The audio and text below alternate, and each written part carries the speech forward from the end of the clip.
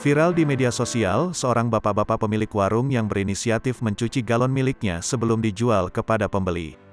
Video itu diunggah akun TikTok @sikilbengkong pada tanggal 1 Maret. Pemilik akun tak sengaja melihat seorang lelaki pemilik warung kelontong di pinggir jalan tengah mencuci salah satu galon yang dijualnya.